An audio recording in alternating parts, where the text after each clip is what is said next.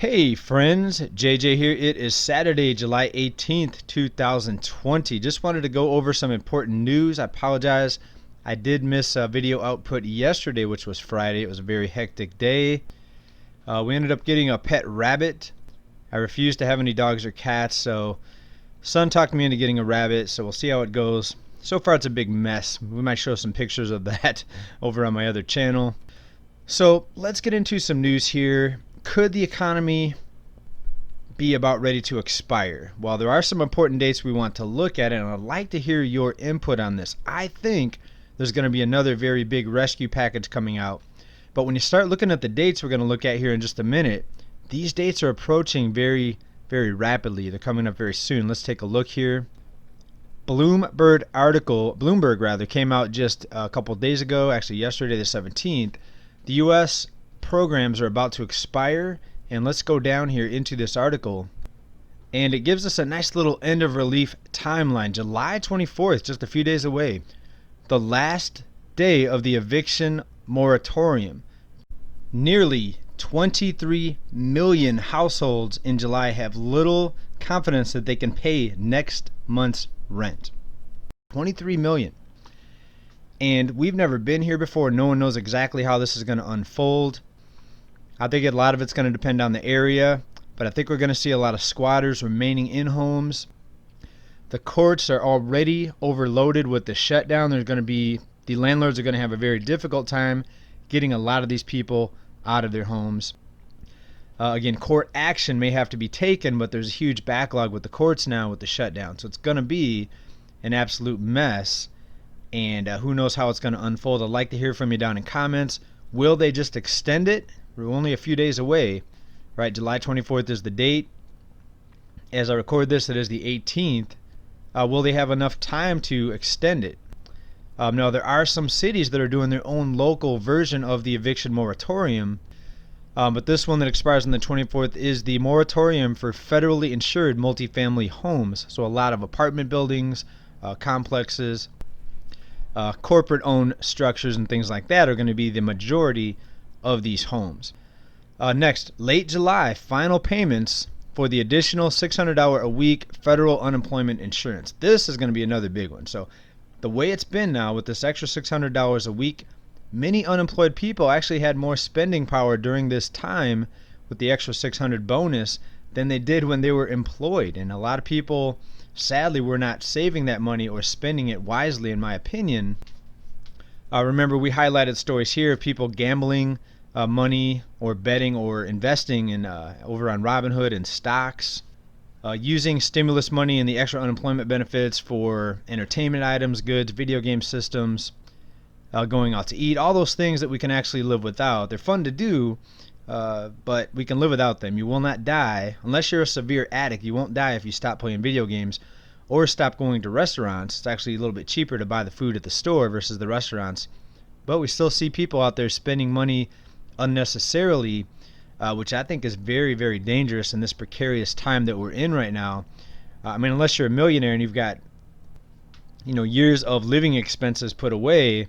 But even then, I would be cautious because we've seen some fragility with the banking system. We've seen bank outages here, some glitches, what they're calling glitches here and there, ATMs going dark. We also saw a lot of websites recently get hacked.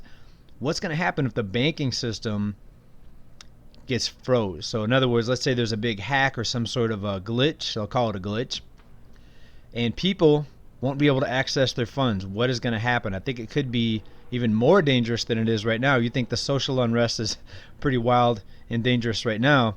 Just wait until there's some sort of banking failure or some sort of mass internet outage. Okay, so $600 bonus payments running out the end of July. Early August, Congress is due for another recess. Yes, another recess.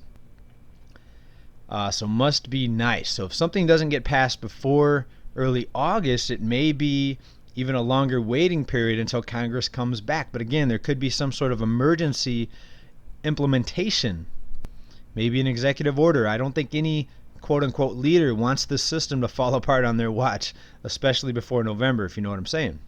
All right, couple other dates here. End of September, we've got the end of the payroll support for airlines. Big employer, all the airlines here in the U.S. Also, the end of the student loan payments not too far away after that. But a little more over on that $600 bonus unemployment amount there. More than 25 million Americans are set to lose that bonus next week. All right, so we've got a lot of things happening. This pullback in spending when this $600 bonus expires, could add a lot more pain to what's already happening. What's happening, we've got shutdown 2.0 happening here in California and a few other states that are reporting upticks in the sickness there. Many businesses that reopen here in California had to reclose. It's very devastating, especially because a lot of these businesses put in precautions like shields and things like that. They made modifications that were costly, and now they've got to reclose. So I'm not sure how many businesses are gonna survive. It was already estimated that 1/2 of these small businesses were not gonna survive this. In California, this could be ground zero. It could be more than 50%. It could be just an absolute wipeout. Meanwhile, the multinational corporations, the Targets, the Walmarts, the Lowe's, the Home Depots, are doing more business than ever. It's absolutely amazing what's happening right now. It's sad. It's amazing. It's shocking. Pick your word. But how is this going to unfold? Please let me know down in comments. Now, also it says out of this article here that the president wants another relief bill with a price tag not exceeding $1 trillion. So why would they put a limit on that? You notice there's always a limit when it comes to people getting help. Now, people here on this channel, a lot of people in comments, they think I'm against government assistance and handouts. Well, no, not so much. I'm against corporate welfare. Billions and trillions of dollars actually going into the markets, into the multinational corporations, the too big to fail banks. That's what I'm against. I mean, I don't think any of this is a long-term solution. Right? Just issuing debt and trying to paper over the problem is not a long-term solution, of course. But if the money is going to be handed out, I'd say hand it out to the people, and the people are likely going to turn around and go give it back to the corporations anyway. They're going to go spend it. But maybe they'll go to small businesses. If the businesses survive this, small businesses are going to be better assisted too when you hand it out to people, not multinational corporations too big to fail banks, where most of the money, I mean, let's be honest, most of the money stays at the top, and in many cases people end up living paycheck to paycheck as far as the everyday frontline employees at these companies. And when you look at a company like Walmart, a big percentage of their population actually qualifies for government assistance and welfare and EBT food programs because they pay so little and the cost of living is so high. So absolutely insane. But we're going to see how this unfolds. Also, an important note, more layoffs out of the airline industry. United Airlines, 36,000 employees are expected to be laid off. That's going to equal about 45% of United Airlines' U.S. workforce. All right, these people are going to likely end up in the unemployment line, and sadly, the unemployment is not there for many people. They're still waiting. People still waiting to get their first unemployment check, their first stimulus check in some cases has not arrived. It's very inefficient when you rely on the government for a living, for a paycheck. And it's sad, but most of the country now is in one way or another dependent on the government. And people say we don't have socialism. We have socialism.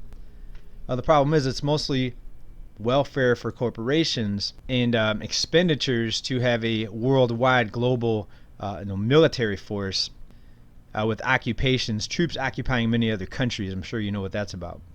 Right? The military industrial complex. So the people raking in the profits, the people at the top, love this fiat currency financial system, but over the long term it robs the everyday person and puts more and more people in the poorhouse. And now with all the fear, with the shutdown, that's going to get the blame, and people still, sadly, people will not be pointing the finger in the right direction at this fiat funny money banking system. All right, but you are smarter than that. You know what the cause is. Yes, a lot of people spend foolishly. People are not prepared. What we try to do here on this channel is stress being prepared. We can't save the world. We can't save everyone, but we can try to put ourselves in a better position. So I hope you are prepared. I hope you're set with just the basic necessities needed to survive. Self-defense, shelter, hopefully a home that's paid off. You still have to pay taxes if checks stop coming in, or if income stops coming in. You still got property taxes; those never stop. The only true property owners in this country technically are the government and the banks. I do think owning a home is still better than renting over the long term. But actually, in some areas, when you look at the home price, it's better to rent short term until if and when we see a correction. There will be a correction in real estate. We're going to talk about that here in one of our next reports. More big news coming out of the housing market. So thanks everybody for watching this report here on this Saturday. Hope you come back for more on this channel. Give us a thumbs up if you like what we talk about. It does help us break through the algorithms. And we'll see you here very soon. Bye for now.